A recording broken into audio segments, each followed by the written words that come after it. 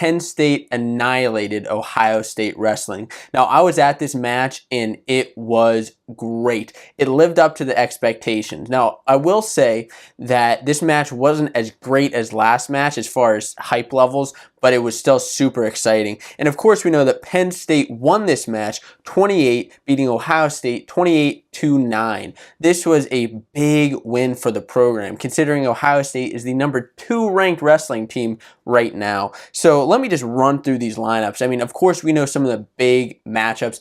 Bo Nickal versus Colin was perhaps the biggest match, but I'm just going to run down these lineups and talk a little bit about each match. So first off is at 125. Now, the match actually started at 133, which I thought was a little bit strange, considering that, you know, some of the upper weights could have been some of the bigger matchups. 125 wasn't necessarily a big end match, but they could have picked straws, or coaches decided just to start at 133.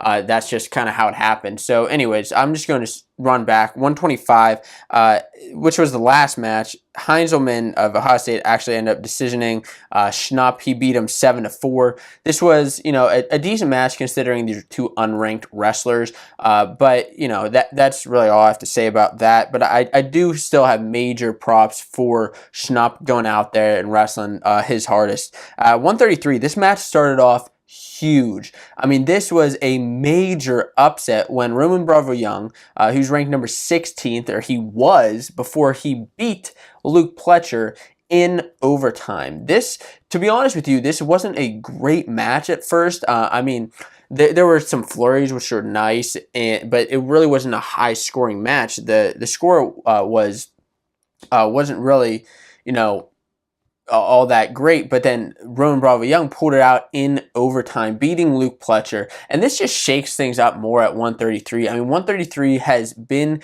a tough weight class all season with Fix, with Suriano, with Pletcher, with Philippi, and now you throw Roman Bravo Young. I said he was an underrated wrestler, and right now he's proven me right. So then the action continued at 141 pounds whenever Nick Lee wrestled Joey McKenna, and Joey McKenna is number 2 in the nation, or was, before Nick Lee, number 7, ended up beating him by a score of 7-6.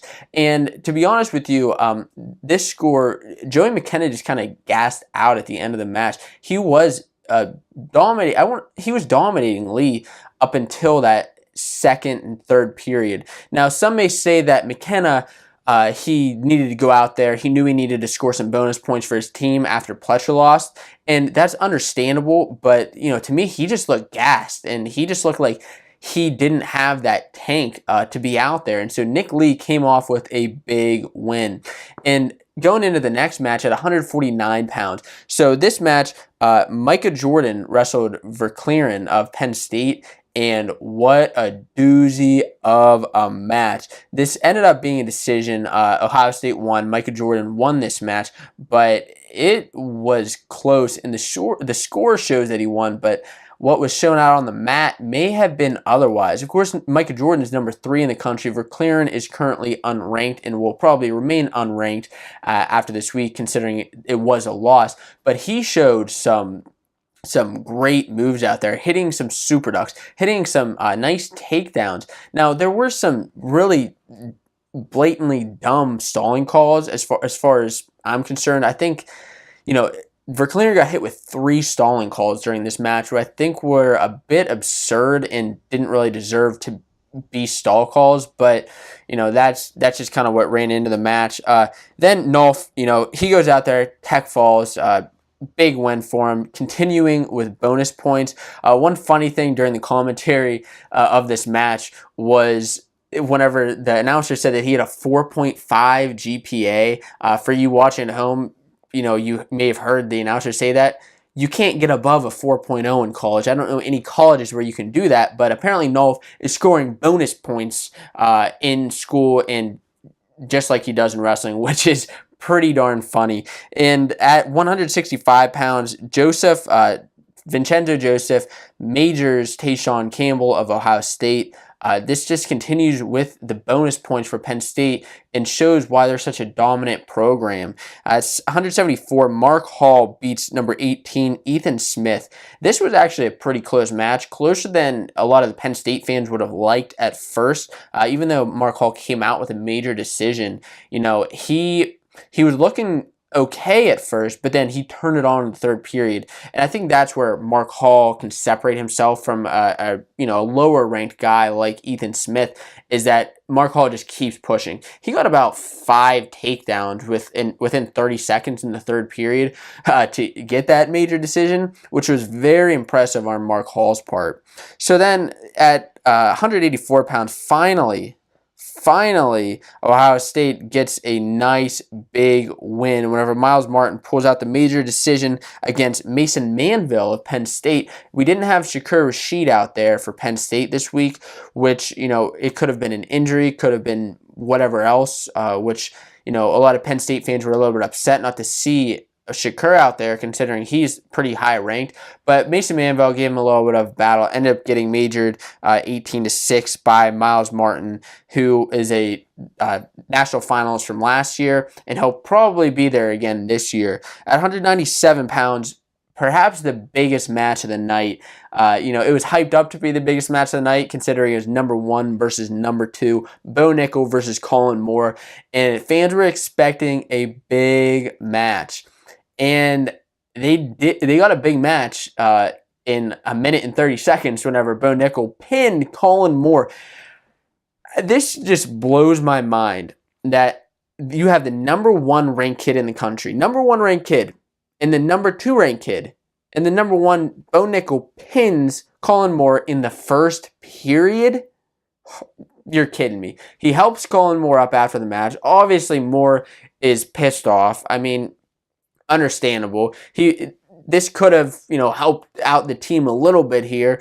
More for himself, though, going after that national title. Nickal here may have just locked up his national title, may have locked up the Hodge Trophy. Of course, it's been a big competition this season between Nolf or Nickal. Right now, just to read off a couple stats. So, Penn State, Nickal has 13 pins on the season. He's 19-0, and he has 1 match only where he didn't get bonus.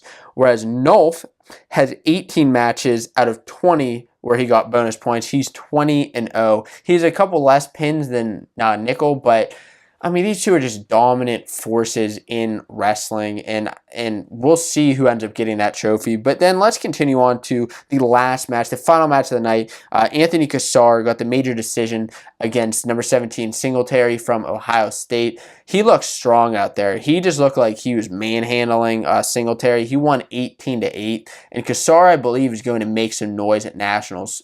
So, going into the overall match breakdown, this was a big win for Penn State and a big upset for Ohio State. And not upset in the terms that Ohio State should have won or anything.